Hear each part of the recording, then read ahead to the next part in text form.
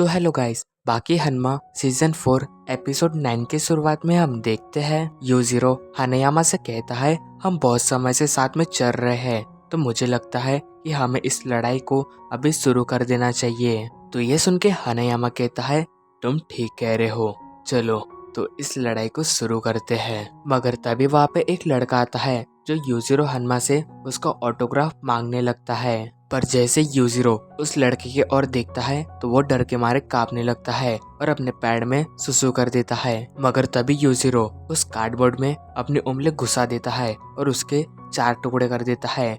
फिर वो उस लड़के से कहता है तुम्हें दिख नहीं रहा है क्या, मैं अभी बिजी हूँ। और ये सुन के वो लड़का उसे थैंक यू बोल के वहाँ से चले जाता है।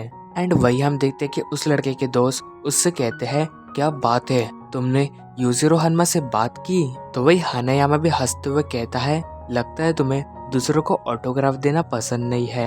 वही हानेयामा की ये बात सुन के यूजिरो कहता है हानेयामा तुम्हें तो ये बात पता होगी कि हम यहाँ पे किस लिए आए हैं। तो हानेयामा बोलता है हाँ मुझे पता है, तो चलो इस लड़ाई को शुरू करते हैं। तो ये सुन के हम देखते कि यूजिरो हन्मा के बाल वापस से खड़े हो जाते हैं। इसका मतलब वो भी लड़ने के लिए तैयार हो जाता है। तो यूजिरो कहता है तो चलो तुम इस लड़ाई को शुरू करो। एंड वही हानेयामा अपनी मुट्ठियां क्लोज करके यूजिरो को मारने के लिए तैयार हो जाता है।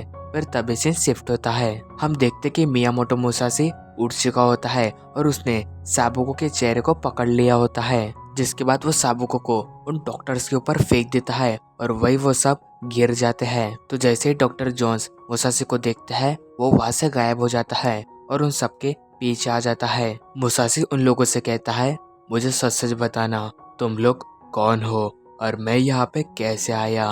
और वही मुसाशी को अपने पीछे देख के वो सब लोग बहुत ही डरने लगते हैं। जिसके बाद हम वापस से उसी फाइट में आते हैं। हम देखते कि हानेयामा अपना फुल कॉन्सेंट्रेट करके उस पंच में अपनी पूरी ताकत लगा देता है और यूजिरो के ऊपर अटैक कर देता है। और जैसे ही हानेयामा का पंच यूजिरो को लगने वाला होता है तो यूजिरो हानेयामा के बारे में सोचता है हानेयामा तुम और मैं स्ट्रॉन्गेस्ट कहलाने के लिए पैदा हुए हैं, लेकिन तुम्हें देख के ऐसा लगता है कि तुम्हें इससे कुछ भी फर्क नहीं पड़ता। तुम्हारे नाम का मतलब ही ताकतवर है, लेकिन फिर भी तुम एक बहुत ही बड़े जीनियस हो। तुम्हें ट्रेनिंग की कुछ भी जरूरत नहीं है, लेकिन तभी भी सीक्रेटली तुम खुद को ट्रेन करते रहते हो।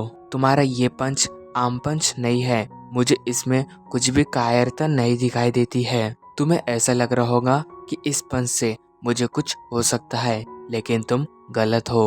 और तभी हम देखते कि जैसे ही हानेयामा यूजिरो के फेस में पंच मारता है तो यूजिरो अपनी जगह से बिल्कुल भी नहीं हिलता है, वो वहीं पे ही खड़ा होता है। हम देखते कि वहीं पे एक लड़का हानेयामा के पंच की तारीफ कर रहा होता है। वो बताता है कि हानेयामा ने खुद को इस तरीके से बैंड किया जैसे कि वो किसी चीज को अपने उस हाथ से फुल स्पीड में फेंकने वाला है। फिर तभी हम यूजिरो को देखते हैं जो इतना खतरनाक पंच खाने के बाद भी मुस्कुरा रहा होता है। तो अब इसके बाद हम वापस से उसी लैब में जाते हैं। हम देखते कि मुसाशी और वो सब एक साथ बैठे होते हैं। मुसाशी उनसे पूछता है मैं कौन हूँ और मैं यहाँ पे कैसे आया और तुम लोग कौन हो। तो वही सब लोग मुसाशी के हर सवाल का जवाब बहुत ही ध्यान से दे रहे होते हैं। फिर वही हमें पता चलता है कि ये सिलसिला बहुत ही देर से चल रहा होता है और मुसाशी ने उनसे बहुत सारे सवाल पूछे होते हैं, जिसका जवाब मुसाशी को मिल चुका होता है और वो सारी बातें भी